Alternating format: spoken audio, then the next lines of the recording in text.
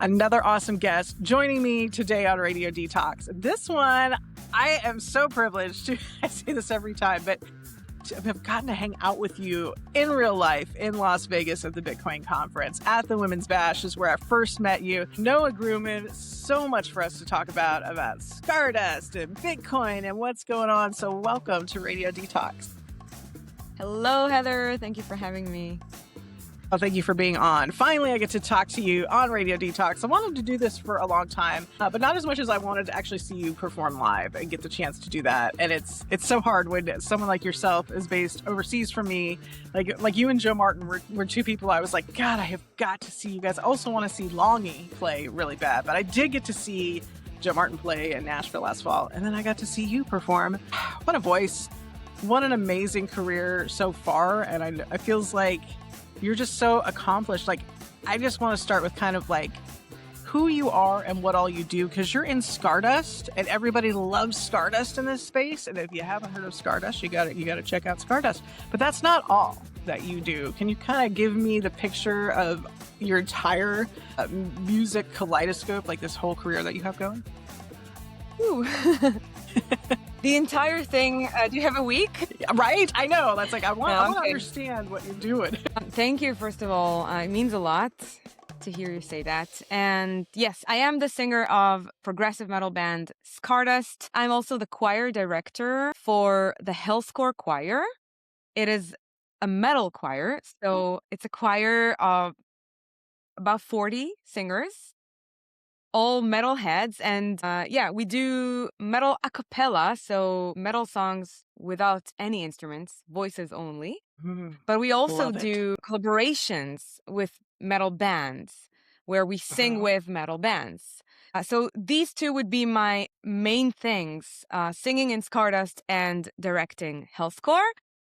And besides that, I am also the conductor and lead singer for the legendary orchestra by the band Sabaton. It's an orchestra that was, I think we started about a year ago. I mean, we've started performing last winter, and we perform Sabaton songs, but it is a project by Sabaton, so it's all in collaboration with Sabaton. It's super exciting. Yeah, so apart from that, I do many other little things, but I think this is like the main thing. Yeah.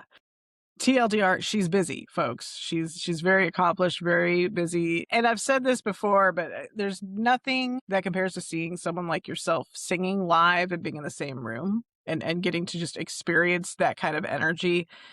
And not only getting to experience like your voice live in a room, but then experiencing the crowd, just getting hyped and getting really into it. And I think a lot of people compare you to Amy Lee of Evanescence, like automatically, which to Wow. me, which is great to me. Like I think that's a great compliment, but I think it's also a sign that we need more women in the rock space. Like we just need more women around here. Period. Whatever, Bitcoin, rock music.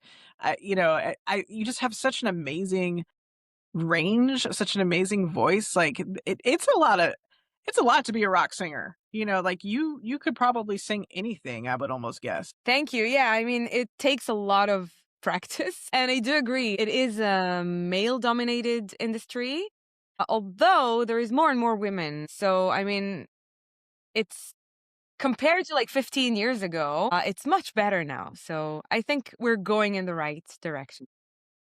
Yeah, it's definitely, it looks a lot more fun, I think, to be a woman in the space. Like you make it look a lot more fun for sure. I see you on TikTok or Twitter and I see the band and you have the Scardust 24/7 feed going.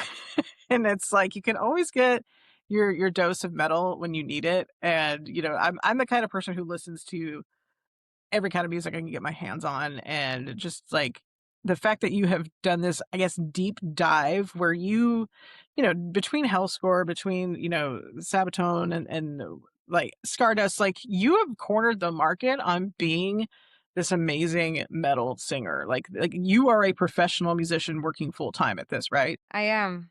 Yes, thank you. Yeah, and can we call you an indie musician? Like, how do we classify? Like, do you have a label? Are you independent? Are you a little bit of both? How does this all work? Yeah, I am. I mean, Scardust is a signed artist. We are signed Mhm, to Frontiers Record, an mhm. Italian record label. Healthcore is not signed, so yeah, it's I guess a little bit of both. But Yeah, my original music being signed, yeah, I think that leans more towards a non-indie musician. yeah, It depends on what you know describe as indie musician. yeah. What is your definition of indie versus like I th- I don't knock Exactly. anybody for wanting to be on a record label. I saw a band here in town, King Cherry, celebrating the fact that they just got signed to Universal. And so it's like I've watched them do the indie route. I watched them do the work to get there and build the online following and get the local radio airplay as an indie band. I'm super happy for them to get a record deal. And like I don't want to put anybody in any certain box because like an opportunity could come at any point. And so like I'm kind of curious because you do write your own music obviously in Scardust and you are signed by that record label. Is that the reason your music isn't in the Valueverse, which if you're just now listening to Radio Detox for the first time and you don't know what this is all about, and like in the past couple of years I've covered the Valueverse, which is where people put their music out in RSS and or Nostr and then they can directly earn Bitcoin from it. But there are particular legal concerns behind it like IP. So like if you could kind of talk about because I've been checking your music out for a while and then it finally dawned on me only recently like, oh wait, the Stardust songs aren't in the Valueverse. Like there's that one Maxi Madness song that I found in the Valueverse and I was like, okay, I'm gonna have to ask her about this and kind of like why there's only this one song and kind of like what's the backstory behind that. Oh wow. Where should I start? So okay, Right. yes, Scardust being signed is the main reason why Mhm, we are not in a value space. And this is because of our deal with our record label. There is a profit share. mhm, And well, I'm not saying it will never happen because it will take a little bit of first of all for them to acknowledge mhm. this, method or this way of thinking. It basically means they need to give their music for free Yeah, or be willing to give their music for free, which is not something that, it's a place of business. It's not something that would be easy for anyone to just say, okay, let's do it in a heartbeat. yeah, It would take a little bit of exploring on their end, and then we'll see what happens. But for now, we are streaming our music 24/7 on Noster.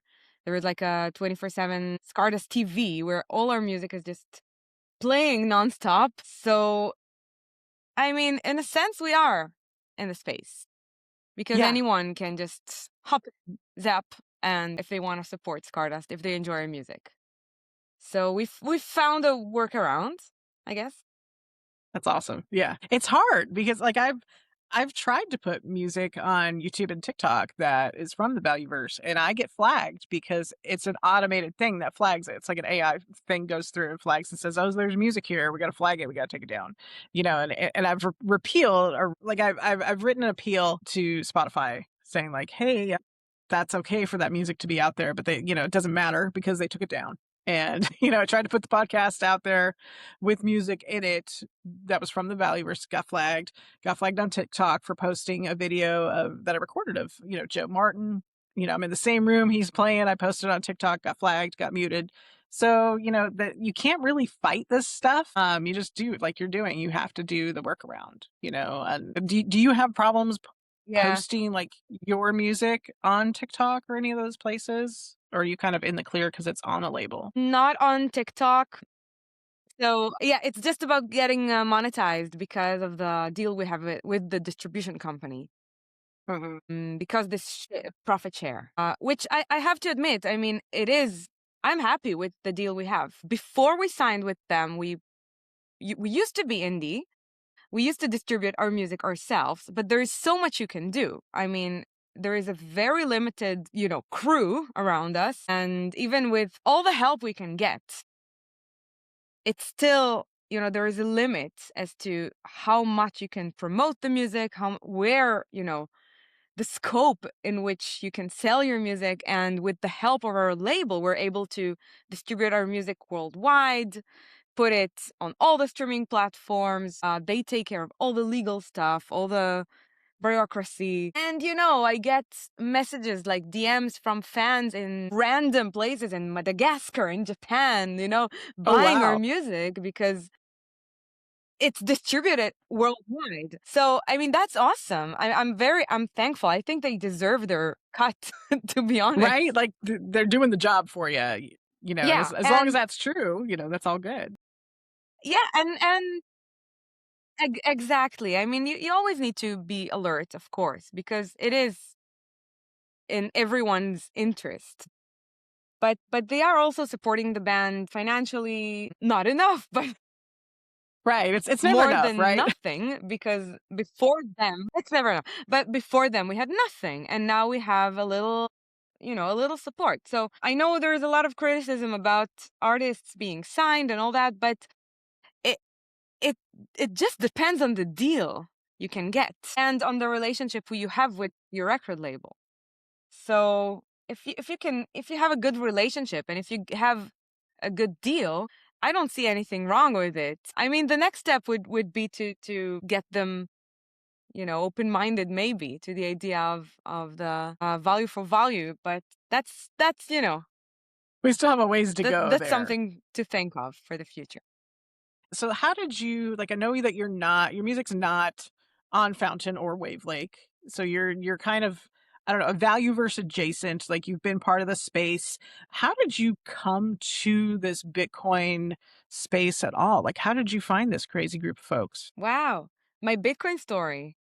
Yeah, what's your Bitcoin story? So my Bitcoin story. Let's go way back Mhm, and dive in. So I would start when I was in my early 20s, and this was before I even knew what Bitcoin was, or mhm. before Bitcoin, maybe. I've made the decision, and some would say it's a brave decision, but to me, it didn't feel that brave. It just felt right to leave everything and be a maxi musician. Nice. I've always kn- I've always known since the age of like 4 or 5 that I'm going to be a musician, that I want to be a musician. And even though I've tried different things throughout my like teenage years and young adult life, I tried different things, but it always led me back to music. It's always been music, and I knew that this is what I'm meant to be. I'm meant to do. And I've tried, doing music, but then working as a waitress or babysitting or giving, private lessons to kids and all that, just to so I can pay rent. And then the music stuff was always like, weekends, evenings, when you're left without any energy in your body or your brain and you just can't. I felt like this is just impossible. If I want to be a musician, I need to drop everything else and just focus on music. And yes, I will be in debt. Yes, it will be harder to pay rent. I will have to, figure it out the hard way. And I will have to audition to every single thing I find, as long as it's music related. Even if it's shitty, even if it has nothing to do with, my style at the time, I have to do music and I have to get my name out there and I have to gain experience and I have to widen my portfolio. And this is what I did. So, as expected, it took a good, I don't know, almost a decade to get on my 2 feet. But I can, with confidence, I can say this was the best decision of my life. And what does this have to do with Bitcoin? We'll get to that. I know, you'll get there. Cool. So yeah. So the first few years, as I said, I did tons of auditions. I did many tiny little gigs. I got into the world of children music, Oh, wow. which was very fun.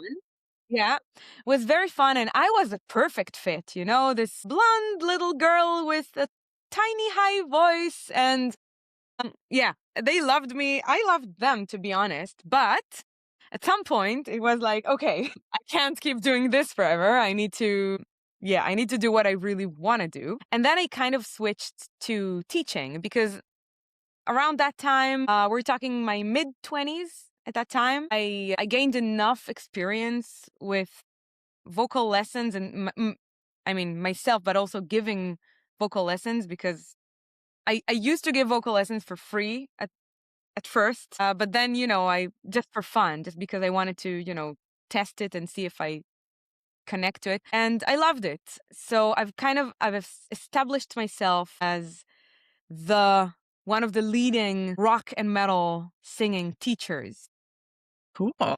in the country. And it used to be very rare back then. So I had like quite quickly, I gained a big student base. So I had like, I don't know, 40 students and then more students waiting in the waiting list.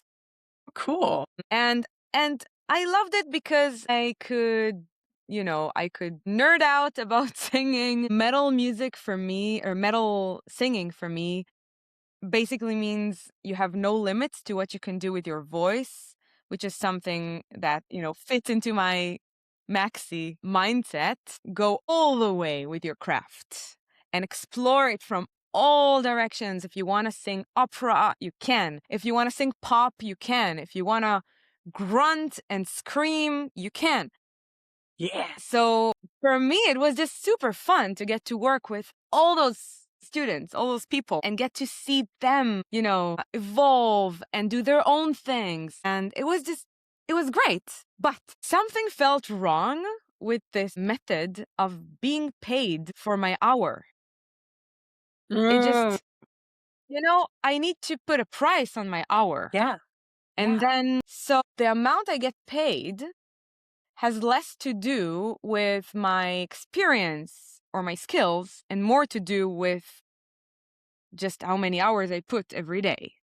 Time. So That all time those, preference. so all those, they say you need like 10,000 hours to be an expert in something, right? Mhm. So this got left out of the equation. So this is one thing that bothered me. And the other thing that bothered me is that every year I make less money because of inflation. Right. And then I need to raise my fees, not just because I gain more experience, but also because of inflation. So the student kind of loses twice. Right. And it just felt so wrong. So after a few years of that, I was like, this is not working. I mean, it was great for a few years, but my prices are super high now. And I still don't feel comfortable with it. I still feel underpaid. Right. Like that's the thing is like I've been freelancing for 20 years on and off. Like I'll go get a job or freelance coming in and out, but I started freelancing in 2006, and what I have learned over the years is that trading dollars for hours sucks. Like if you can put a price on your deliverables, and say, "Hey, I deliver a vocal lesson for it costs this much," but then you do have to keep raising your prices. And so then you start pricing people out who like they need this. Like this is, part of their growth and evolution in life. Like there was a time, I'm not a singer by any means. There was a time about 18 years ago where I went through a hard time, and taking vocal lessons was actually very healing for me. And that was kind of like part of my healing and spiritual growth. And I don't even remember what that cost back then, but like people, if they can't afford it and they're priced out, then they don't get to share their gift. Like I'm not a gifted singer by Yeah. any means. Like I enjoy doing it and learning it, but not just with singing or music, but with anything, whether it's art, I don't care if you need to take an equestrian lesson. You know what I mean? Like there's everything is getting more expensive.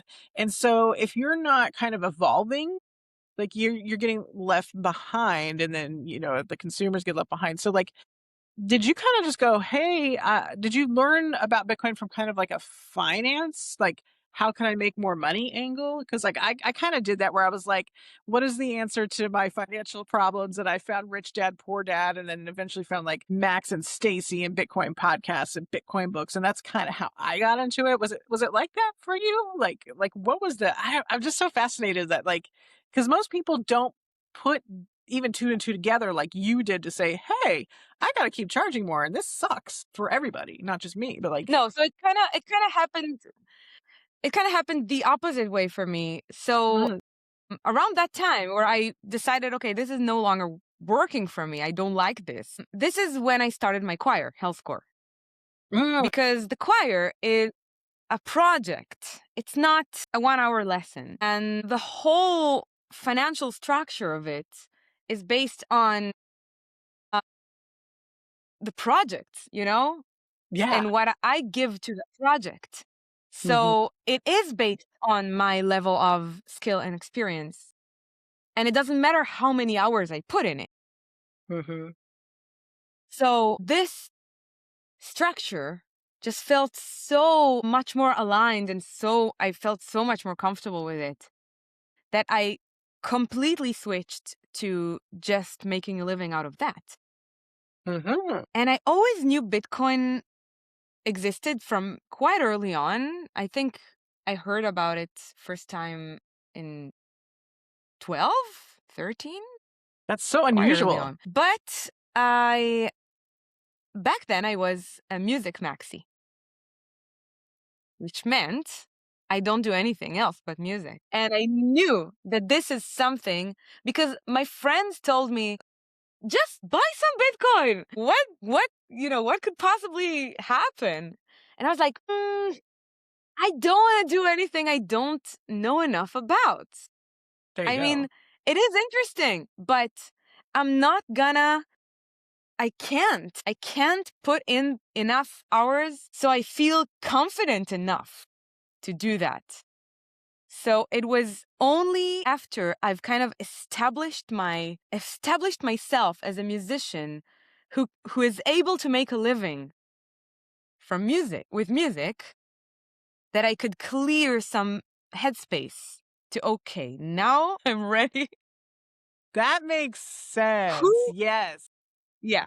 Who can teach me? Who can answer my questions? And then I had another problem. I couldn't find anyone. And just googling it wasn't enough because I couldn't trust Yeah. anything online. I needed an actual person who I can trust to sit with me physically and explain Mhm. and answer all my questions. So it only happened years later, I think around 21, Oh wow. where I got to sit with a person who could actually explain to me and answer every single question I had. And then, I didn't even need convincing because it was the puzzle piece that was missing for It me. clicked. Yeah. Yeah. Yeah. And the moment I realized, you can't print more. Okay. Then okay, so 1 Bitcoin today equals 1 Bitcoin in a year and in 50 years and in 100 years. Right. That's all I needed to to know. Yeah, that was what got Right? you. That's funny. That's it because we all it clicks for us in different ways, and I think like what strikes me is obviously for aforementioned reasons, I don't get to talk to a lot of women in this space, right? There's still we're still light on women in Bitcoin. We're existing, we're growing in number. But a friend said to me recently something that has really stuck with me, and that is she said, "Hey, I need to talk to you about money." And you are one of two friends I have in this world, two people in this world that I can talk to about finances and money. And I was like, "Oh my god, is this every woman? Do we all not talk about money? Are we all just not aware or uncomfortable with it?" Because I just I think I've been there where I didn't know who to talk to about money, and then my friend, she had a major financial decision to make, and she's like, "You were one of two people, and the other one's busy. I really need to talk to somebody before I make this purchase." And we talked through it and talked about all of the fine print and the nitty gritty, and got her through it, right? And I just feel like money is like a foreign. concept that, or it's maybe just not foreign, but like it's a taboo subject for most women to begin with. And then for us to actually dive in beyond finance and go, okay, well, how can Bitcoin help me? And how do I risk my, livelihood investing into, buying Bitcoin? Like that to me is like a whole other level. Like, do you find that with your female friends and family that it's just like a taboo subject to talk about money, period? And then there's such a stigma around Bitcoin. Wow. I don't know if it's because I'm a woman. I've never thought about it. I've always had a weird relationship with money. Hmm. I almost didn't care about money, or I cared, but in a different way. Like, I have an example. There was this kid when I was in middle school. There was this kid, like two grades younger, Hmm. who was always like super lonely and emo. And I kind of took upon myself to, kind of help him socialize and get out of this state. So Aw. I don't really remember how and what led me to deciding to just take him once or twice a week for ice cream after school. And I bought him ice cream. Now with my hard-earned money, from babysitting and giving private lessons. And people around me ask me like, okay, it's one thing to, take him once and buy someone ice cream one time, but it's a regular thing. Why would you just buy this kid all this ice cream? you know? Yeah, like what are you getting out of it, right? You- Like you- yeah. And I was like, well, it makes him happy. It helps him socialize. I have the money. Yeah, but you earned this money. I'm like, okay, so what? It makes someone super happy and helps him. Why won't I? I mean, if I have the option, if I have the means, why won't I help him? Because then you won't have this money. Like, why? I don't need it. He needs it. It's like almost this reckless kind of relationship with money. Because I you just didn't didn't think at see that time, it. okay, maybe I could save this money for something. Maybe I don't know. I didn't even think about it. I saw this kid who needed help, and I knew that my $10 can help him, I have a friend who like historically would always give away all of her money to other people first. I've known a couple people like this. Two girlfriends specifically who would probably give you the shirt off their back because they couldn't stand to see other people in pain. And it was like the height of codependency, right? Is to kind of give away pieces of yourself to slight yourself. Like it would have been appropriate if my friends would give away their money like after paying their bills or taking care of their needs. But in this case, my friends wouldn't do that. And that was such a foreign concept to everybody too, where it's like this probably the more extreme case of what you were doing, where like you're just like, hey, it's $10. I'm giving someone a little bit of joy and helping them come out of their shell a little bit. And I've that's something that like they can't do for themselves, or they weren't doing for themselves, at least, they weren't choosing to do that sort of thing for themselves. They certainly could have, but they weren't. And then in my friend's case, like they would just I've never seen anything like it. My friend would be like, I'm paying for my daughter's phone bill and so and so's this. And then I had this other friend of mine, she would like pay for strangers things in stores. And like, I mean, like repeatedly, Wow. like, have you ever seen that where like you go to the grocery store and somebody in line can't pay for the groceries. And then like the person behind them is like, hey, I got it.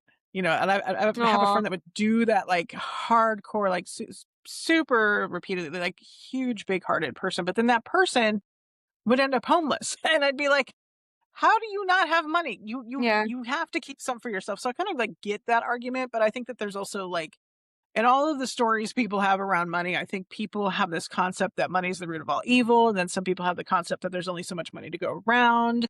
And I think Yeah. at the end of the day, both of those things are kind of a lack mentality. I mean, really, money is your energy, and Bitcoin is energy, literally. I mean, it's proof of work is energy, and these are things that once you understand that money's energy, I think that you kind of are more open to the fact of like, okay, I can either hang on to my money, or I can hang on to it in a better way with Bitcoin, or I can give it away, and maybe somebody finds joy with what I give it to, or maybe my thing is charity or philanthropy, and I'd rather see a homeless person eat today than save $10, or whatever it is. I think there's so much to unpack around the way we view money, and I think that that's part of everybody's Bitcoin journey too. So like where you probably had less attachment to it than a lot of people. A lot of us are really attached to our money and how we make it. No, so I mean, this was only an example from many, many years ago when I was a kid. It's no Yeah. longer this way.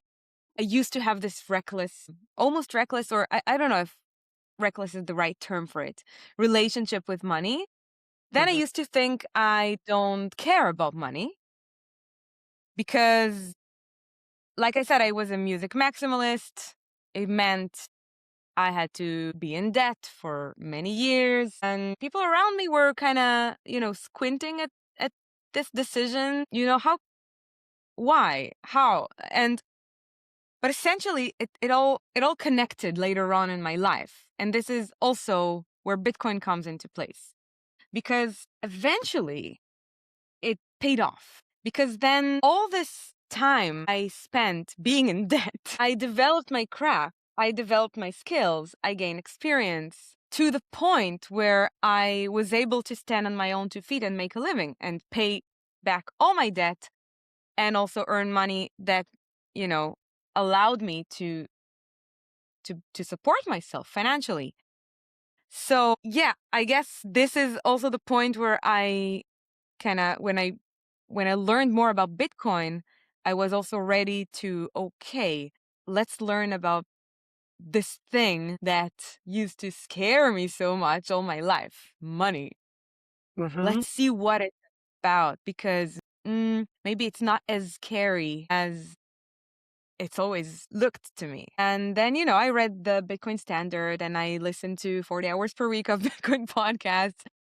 But not only I kind of for the first time in my life I was not afraid of learning about economy, reading about what money is, and yeah, and I think then it kind of it again fits into this box of this long-term thinking. So I wouldn't say I don't care about money.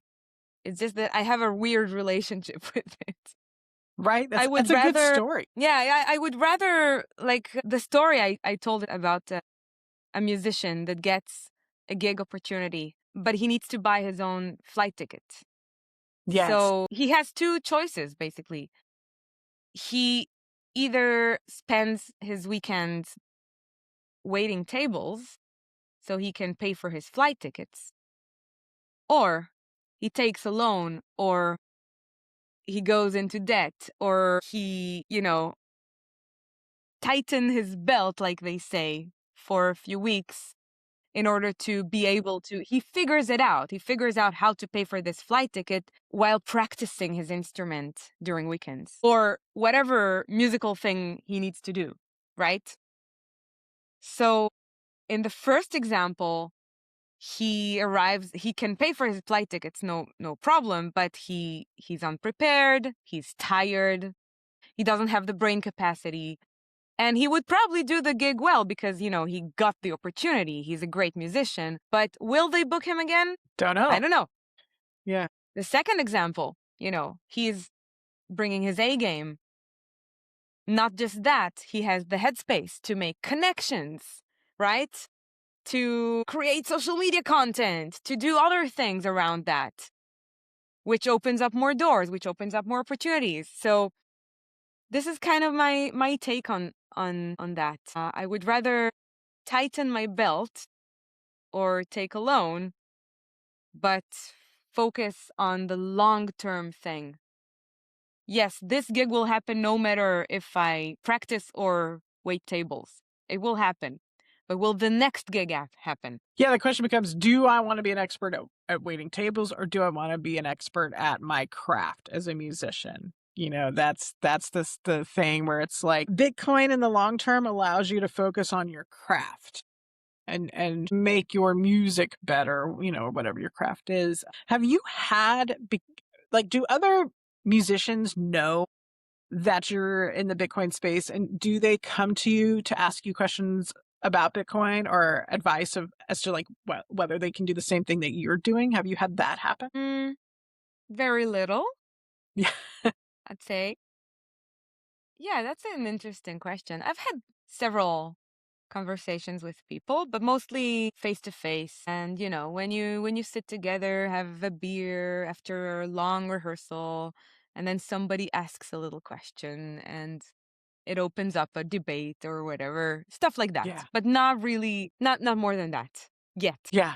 Not yet. Not yet. I know we're still so early where it's like you might orange pill somebody in this day and age. You might, maybe it's certainly not in this bear market that we're having right now. It's Yeah, probably but I not don't. at the moment. I'm not trying to. I never force my opinions onto someone, only if they ask. What has Bitcoin given you that traditional finance has not been able to give you? Well, I can think of two things off the top of my head. One of them would be the value space. Noster in general, I mean, just posting our normal things.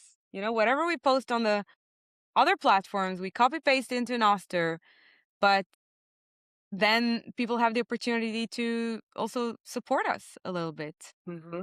Whether it's, zapping our posts or watching our 24/7 stream, or I do the occasional vocal practice, Hmm. or we have done, I think, one or two or three live streams as a band where people were able to support us. And then, it's great. People Yeah. can directly support the band without any third party, any middleman. It goes straight to the band. So that is wonderful. Hmm. And the second thing is that it allows us to think big and to think long term and think big Hmm. in terms of productions or whatnot. So Yeah. yeah. You're certainly one of the pioneers in the space. There's still not a lot of musicians who have ventured onto Nostr or posting anything on Nostr. Still not a lot of musicians who have ventured into the Valueverse at all or the Bitcoin space at all. What would you like to see? This is kind of a general question. You could talk about the Bitcoin space or Valueverse or Nostr, any of it that strikes you, but like what do you think would need to happen to bring more musicians, whether indie or not, just musicians in general? What do you think needs to happen, or what would you like to see happen to bring more musicians into these spaces? I think we need to bring the fans to the Hmm. spaces. Yeah. And maybe in order to do that, we need to make it easier for them. I've heard of people come up with ideas on how to make that happen. Like people can pay through PayPal or with their credit card, and the artist gets Bitcoin. Hmm. I am not a techie person. I have no idea how these things work. I'm gonna leave it to the experts There you or go. to the nerds out there. Let the nerds solve But that problem. I do think Yeah, exactly. But I do know of a lot of Scardust fans who, they attend my live vocal practices, but they can't they can't support me and they want to, but they can't. Yeah. And these are, the hardcore fans. But what happens if we make it more accessible to more people, and then artists would just naturally want to be there? Because I know a lot of artists who maybe are not, maxi Bitcoiners, but they have Bitcoin and they wouldn't mind getting a Yeah. little bit of support from their fans without any middleman. I think it's something that many people would want, but the fans need to want that as well. The fans need to, yeah, Do be you there. think I think a lot of people talk about bringing more artists to the space. I say bring the fans. that's true? This is why I ask these questions. Do you think that we are in a trap where we're just paying for subscription services where, like I'll pay for Apple Music or Tidal, and then then I'm streaming on Fountain, then I'm zapping with Wavelake, and it's a different mindset, right? Because most people are like, cool, I pay $16 a month to a streaming service, and that's all the music that I need to worry about. Why would I zap on top of that? Do you think that we're just in such a trap with subscriptions, being like, hey, I can get all the music I want for $16 a month. Why do I care about this other thing? Because if you support the artists you like, they can do more of the thing that you want them to do. It's Mhm. as simple as that. There's a few artists I support on Patreon, for example, Mhm. and I can get all their content for free on YouTube. Why would I support them on Patreon? It's very simple. I want them to make more content that I want to watch. That's it. Mhm. So if people want their artists to make more music, to make more content, to make more music videos, then they need support. And those few little pennies from Spotify every other month, Yeah. they won't Mm. they won't allow them to keep doing what you want them to do, you know? They need Mhm. support. So yeah, that's basically it.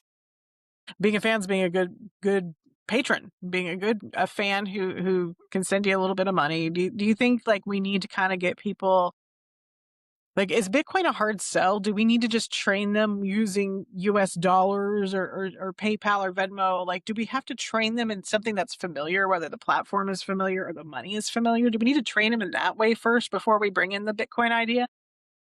Yeah, I think you need to it needs to be gradual because it needs to be easy for them. Hmm. Yeah, On Patreon, it's super easy. You connect it your is. PayPal account, done deal. It's one Hmm. click and you support the artist. You don't need to do anything else. Yes, and then Patreon takes a huge cut. Yes, and So Stripe. Yes. it's not ideal, but yeah, but it's easy. So they Hmm. need something for them to be easy. I know I would do it in a heartbeat. So we need to bring the fans, and we're going to bring the fans by just making the experience easy and sort of hammering the point home that if you want artists to make more music that you want, and certainly you probably can't do that for every artist in the world, but the artists that you love the most, I think it stands that we need to support Exactly. and And I kind of, also don't expect all the fans to do that. Yeah, yeah, I know that most fans would continue to listen to the music on Spotify and watch our videos on YouTube, where we can't get monetized yeah, because of our record deal. But man, then there will always be this group of people who can and want to support you a little bit more. just a little bit. Yeah, Yeah. And speaking of fans, yeah. where can fans see you? You've got a bunch of shows coming up, a big tour coming up. We gotta see Noah and Scardust. We gotta see you in person. I highly recommend it now that I've finally seen you perform live. Haven't seen the full band, but have seen you sing live, which it's gonna have to hold me over for a bit. So we just came back from tour a few days ago. Hmm. We toured the UK and then we had a couple shows supporting Sabaton in front of, I don't know, 15,000 people in both Poland and Czech Republic, which was Awesome. awesome. Scardust is going back on the roads. Next, we're playing in Belgrade in the Yes. Value for Value event called Revolution Rocks. It's a free entrance, so you Hmm. pay whatever you want. Mm, And this event will also be streamed worldwide. It's happening on June 19th. awesome. Then we're back to Poland for, I don't want to mispronounce the name of the place. I don't know how to pronounce it. Ostrevo? I don't know. A festival in Poland I'd have to on see it. July 25th. July 25th. Okay, Poland, July 25th. I don't have it in front of me. Otherwise, I, Yeah. I would give it a shot. I'm Polish, so I speak very basic Polish, though. Yeah, so my family came over from So Poland, cool. so I do my best. I do my best. It's a tough language, let me tell you. I I wouldn't know because I don't speak Poland, so you can trick me into thinking you can speak fluently. Yeah, fluently, no. Pronouncing some of the basic words, like, yeah, I can try, but yeah, that's if you can pronounce anything in Polish, you're amazing. Let me tell you that for sure. Oh, But yeah, okay. I, I Poland I loves its definitely metal, cannot apparently. pronounce this. This name. Yeah, yeah, yeah. It will be the second time this summer we play Poland. But then we Cool. fly to the US and we play Prague Power in Atlanta on September Oh, 10th. oh, And there might be more dates in the US. So whoever's listening, keep your eyes open for that. We will definitely post about it everywhere. mhm. Then I will be back on tour with Sabaton in April 27th for a Ooh, big arena tour all over Europe for 5 or 6 weeks. that's Very much cool. looking forward to that.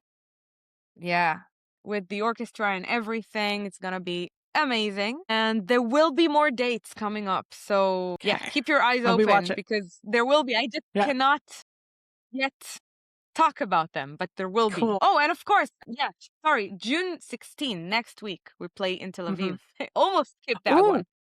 okay, cool. I wish I could. I'll tell friends there that they need to go see you because they might love that. Yes, So yes. Okay. So I'm gonna just yes. pray that maybe you come out to the West Coast. Maybe come to Phoenix. Totally understand if you don't because it's hot here.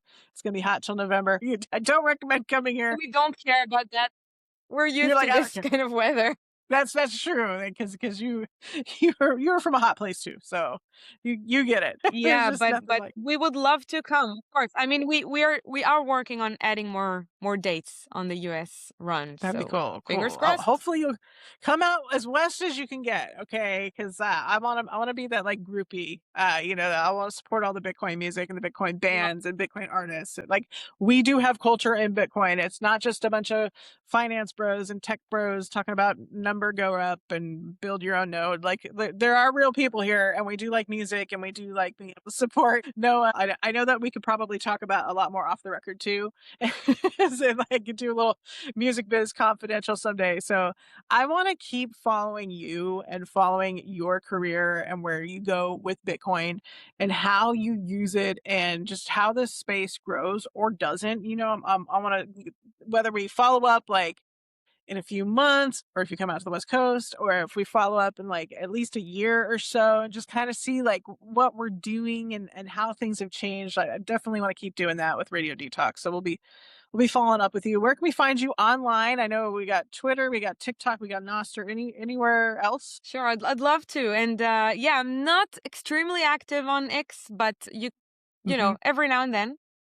Yeah. I'm trying to be more active on Noster on both my personal profile, Noa Gruman, and Scardust, my Hmm. band, Scardust Official. You can also find us on YouTube. We have really great music videos Cool. produced by Lahav Levi, who you also met. And you can find us on both myself and Scardust and Hellscore on Instagram, Facebook, TikTok. I love it. A huge fan. Or if you get to see her play in person, it's even better. If you're not a fan yet, you will be. She's a great person. You're a great resource for anybody who wants to learn about either the music business or the craft of music or just Bitcoin in general. Like I think you're an excellent role model. You really are talented. You really know your stuff. I appreciate your takes. I appreciate your time. Like super privileged to get to meet you and talk to you and see you play. And this is what it's about in Bitcoin. Like it's cool to talk about Bitcoin, right? It's cool to nerd out about it and get your 40 hours per week, get your books in, all that kind of stuff. But I think we really need to kind of like make that jump where we're practically applying Bitcoin to our lives and bringing in culture and bringing in music and bringing in things that are not just talking about Bitcoin or being about Bitcoin or conferences and things like we really have to live this freedom thing that we've found or like whatever Bitcoin means to you. I think it means freedom. I think it means hope, but I think getting to kind of like live this and be this is so important. And I think music is just the best avenue to go down in order to do that. So thank you for just bringing your awesomeness, bringing your spirit and your energy into the space, bringing us music and showing Bitcoiners like, hey, there's actually a way to do this beyond just like talking about it. Like let's actually like start to blend this into our culture, into our music, into our food, into the arts. And, I wish somebody would come along with Bitcoin fashion. That's, it's starting to Yeah. get a lot better. But there are some people out there who are making some stuff that's a little more understated about Bitcoin, and it doesn't always have like orange or B on it. Hey, here's a metal band that just happens to dig Bitcoin. Like, this is awesome. So thanks for being you, Noah, and thank you so much for your time and expertise today. I love it. My pleasure. And thank you so much for all those super sweet words. It means a lot, really.